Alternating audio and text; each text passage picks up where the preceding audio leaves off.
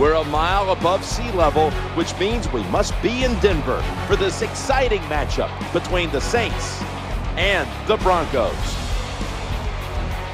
Hello, friends. Jed Nance along with Phil Simms just prior to kickoff for this primetime extravaganza, and this adds another whole layer of excitement when you have this game under the lights. Yeah, it makes it more exciting for the fans. It builds up their enthusiasm because they're out there tailgating all day, getting ready for the game, but also for the players. They lay around no matter what you do during the day. All you can think about is the game. How's it going to work out for us? So I think we're going to see a lot of excitement because of that. All right, Phil. These two guys, to me, they're the same quarterback, Jim. The difference is Drew Brees is around 6'1", Peyton Manning's around 6'6", but they play the position just alike. Very cerebral. They're always thinking, trying to change the plays, and it's not about their great arm strength. They're making those. What's going on, guys? It's NoChainzz, and I'm back for another commentary. And it's been a really long time since I put out a Rick Moss video, but here it is, and we start off the game against Drew Brees, and the Saints already down 7, and Peyton Manning has already thrown an interception, and Drew Brees' numbers this season are less than impressive for his standards, but he's going to look to lead his team to a win against this high-ranked defense. But here Rick Moss catches the pass over the middle like he always does for 8 yards, but a quick announcement that I just want to make really quick before I get into commentating this really is that I probably won't be doing the second season of this because it's really unrealistic, because the numbers that Rick Moss are putting up right now are just crazy. It's just like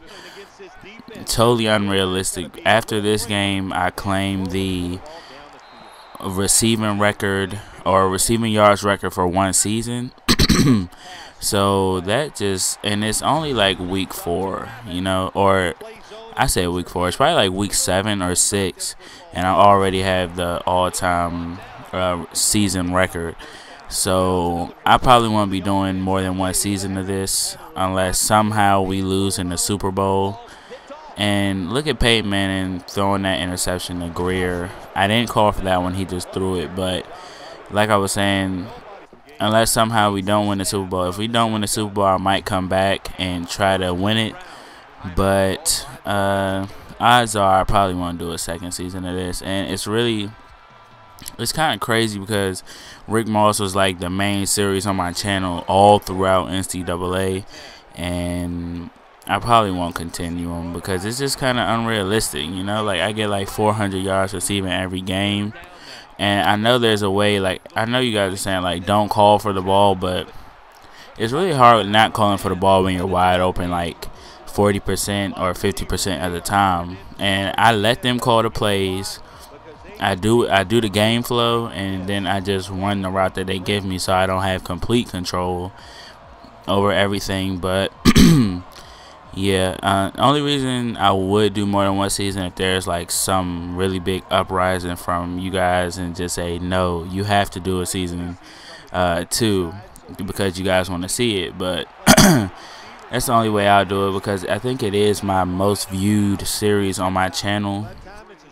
But 2K is coming out and a lot of other games are coming out. I'm not only going to be doing Madden and 2K, I'm going to be doing some other types of games, probably shooters, because I just got my my gaming PC and that should be coming in, and I'll be playing a lot of FPSs on there.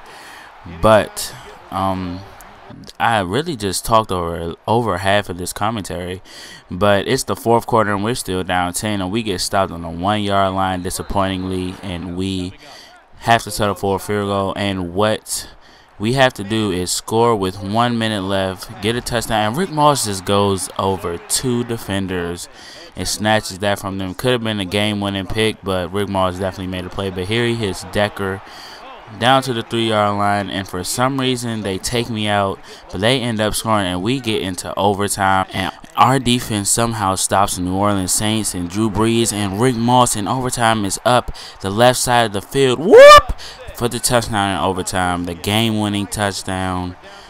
What a great route and catch and throw by Peyton Manning and Rick Moss. Definitely streak saver. We probably could have got out of this one with a tie because our defense is playing great. But luckily, Peyton Manning and Rick Moss were able to get it done on the offensive side to score the game-winning touchdown. And with the new rules, we would have been able to win this game with a field goal anyway. But Rick Moss went ahead and scored the touchdown. And we are on a 5-game winning streak since losing in Week 1 to the Pittsburgh Steelers.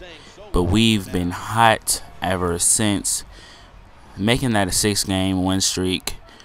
Definitely have a lot of momentum going, and even if we clinch the playoff berth, we don't want to be benching our starters just because we have a lot of momentum, and we don't want to ruin that going into the offseason. Obviously, the goal is to win the Super Bowl, like I mentioned earlier. But here at home in primetime, we end up winning this game by 6 points via a walk-off touchdown by Rick Moss thrown by Peyton Manning. I didn't show his stats, but he had around 300 yards, 10 receptions, and I think about 2 touchdowns. But every week it seems like Donnie Moore is saying that I'm going to get a overall upgrade in Madden, and I think Rick Moss is probably a 99 by now, because if this happened in real life, he'd be a 99 in about a span of like 4 or 5 weeks. But I hope you guys enjoyed this episode. Like, comment, and subscribe, and I'll see you guys later.